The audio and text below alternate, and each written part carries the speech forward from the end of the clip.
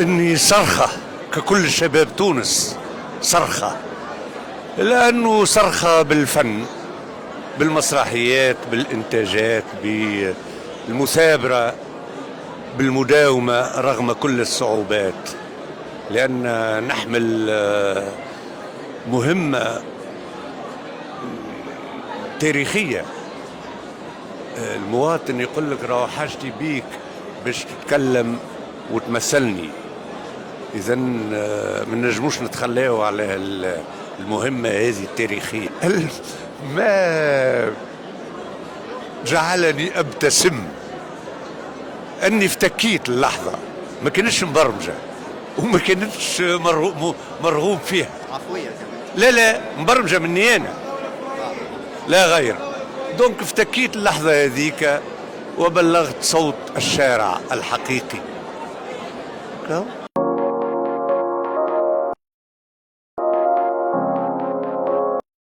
أولا صعب قبل كل شيء أعتذر عن كلمة القدير. القدير هو الخالق، هو الله، وأنا مانيش قدير. أنا كممثل محترف نأدي في الأدوار اللي يعطوها لي بكل روح، بكل نفس، فقط. أما قدير أختني منها بالله. كرتاج مسرحية هي تظاهرة كبيرة، راهي تظاهرة كبيرة برشا، واللي أسسها المرحوم مصطفى السويسي، وتواصلت إلى حد الآن حتى وصلت أول للدورة 26، واللي مشكورين إدارة المهرجان اللي وقعت دعوتي فيها وكرموني فيها كذلك.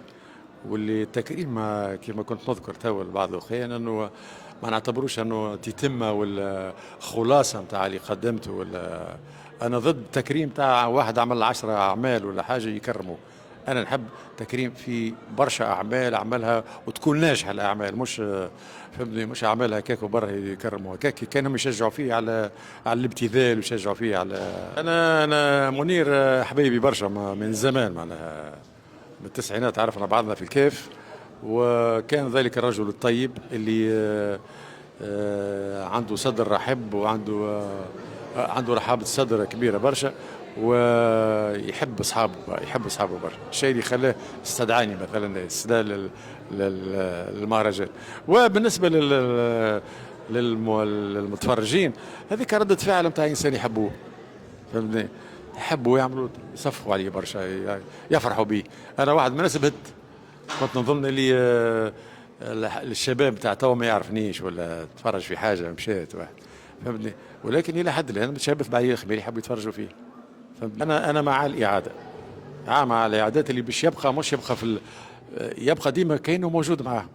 والدليل على ذلك نرجع للمتفرجين نتاع الليله، هو انه كانك تحس بيه كاني عايش معاهم طيله اللحظات هذه واحد، فهمتني. اما الاعاده راه ما فيهاش ملل، الا اذا كان مثلا انتاجات ممله بطبيعتها تولي فيها ملل، ولكن فيها انه واحد ماذا بيه ما تعودوش برشا باش مللوش المتفرج.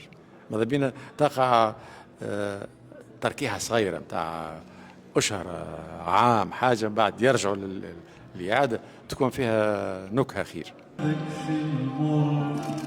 وتوحش ليلة الكل، وتوحش طشير الغالي مطر بالياسمين والفل.